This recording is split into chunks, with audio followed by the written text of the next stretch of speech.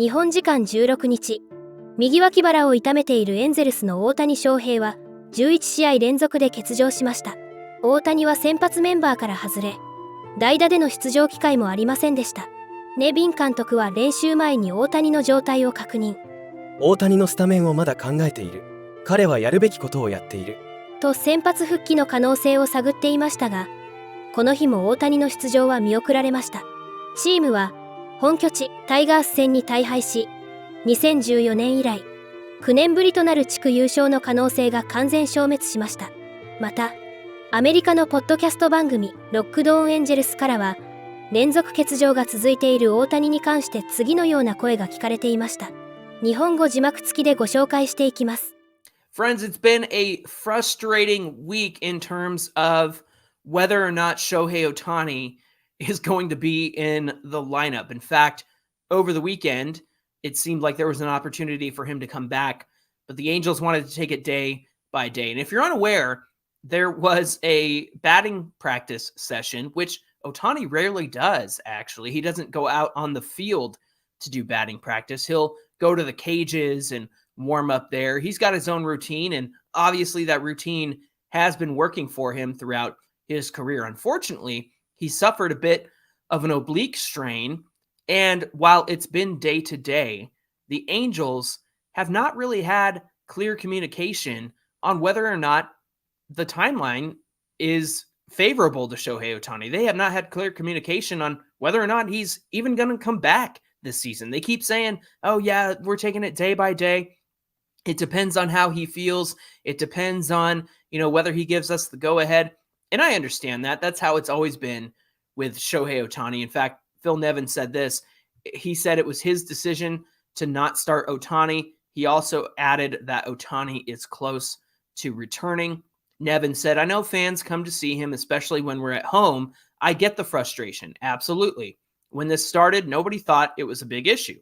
He was even telling me, I think I can go in a day or two. And that's what I told you guys, the media.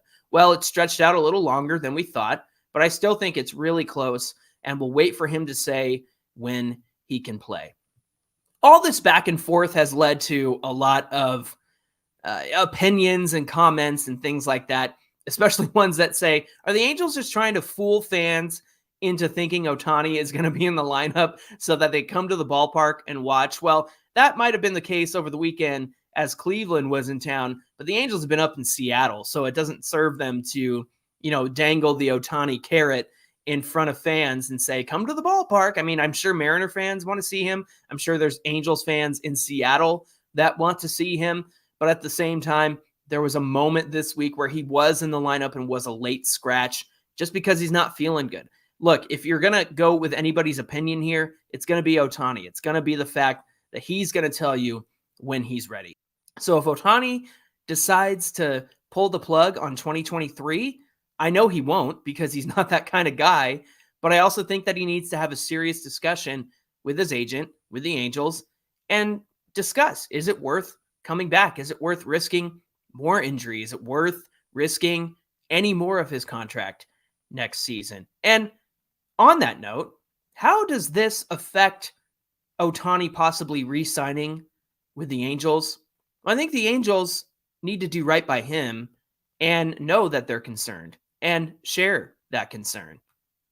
If the Angels have Ohtani's best interest in mind and care for him, I think that speaks to the relationship that he has with the Angels. I think that speaks to the way that they do care about Ohtani. I know there was a lot of talk out there when he first tore his UCL that the Angels didn't take care of him enough or didn't listen to him. And we've since come to learn that no, it was a freak injury and everybody was on the same page. In fact, they even suggested getting an MRI and nobody felt like it was necessary because it was just a cramp. It just felt like it wasn't necessary to go and get an MRI. So all of that to say, whether or not this affects Ohtani's potential for re-signing with the Angels in the offseason, I mean, he's going to make the best decision for himself. Obviously, that's number one for Ohtani. It's not about the money for him. It's about the place he wants to play and what team he wants to be with and who he wants to help try and win. I think the Angels are currying favor with the fact that they're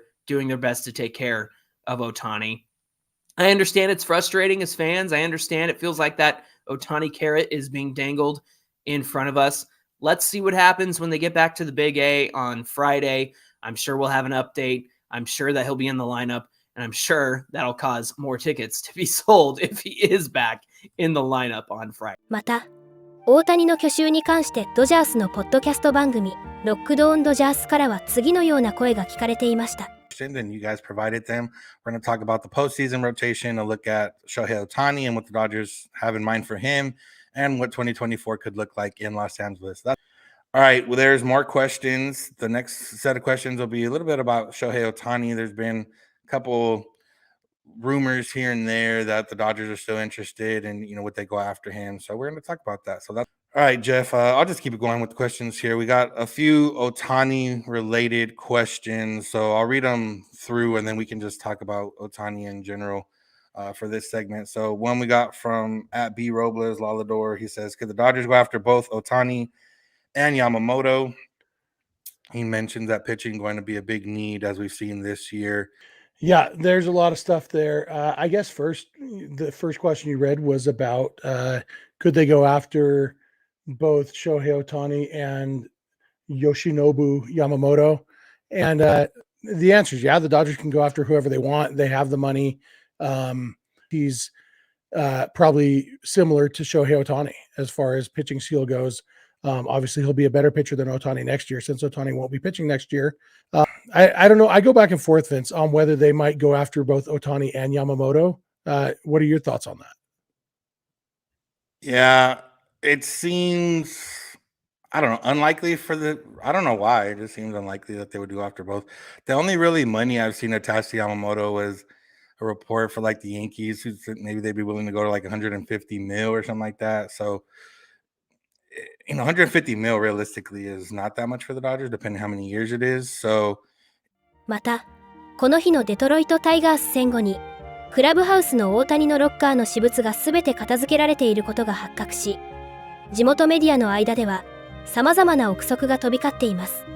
大谷のロッカーがきれいに片付けられていると、地元記者が続々と SNS に投稿しており、今季終了の可能性が高まっていると報じています。米メディア、ジアスレチックのエンゼルス版を務めるサム・ブラム記者は自身の X で、翔平大谷のロッカーが片付けられていた。荷造りされたバッグもある。と投稿。さらに地元紙、LA タイムズのサラ・バレンズエラ記者も、大谷のロッカーは数枚のシャツとオールスターゲームのダッフルバッグを除き、ほとんどの私物が片付けられている。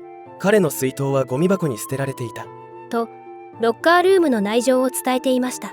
なお、複数の米記者は、エンゼルスはなぜこのようなことが起きているのか、またそれが何を意味するのかについて明言を避けている。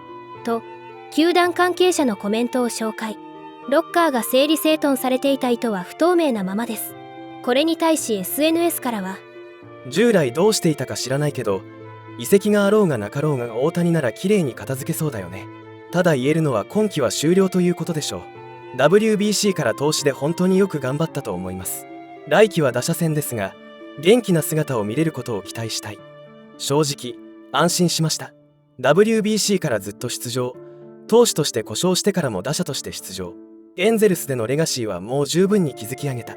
来季以降の投打での大谷翔平の活躍の方がずっと楽しみ。大谷翔平の投打での真の価値は優勝を狙えて、球場が満員の観客で埋め尽くされるチームでこそ発揮される。しっかり休んで治してまた大暴れしてください。大谷翔平はアジアの宝。あくまで推測だが、やっぱりホームラン王のことが頭にあったから、負傷者リスト登録もせずに打席に立つ準備だけは常にしていたのではなかろうか。多分ロベルトやジャッジがもうちょっと打ってたら無理をしてでも出場してたと思う。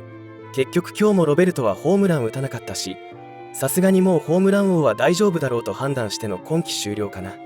などの声が聞かれていました。これからも大谷の活躍から目が離せません。皆様からのコメントもお待ちしております。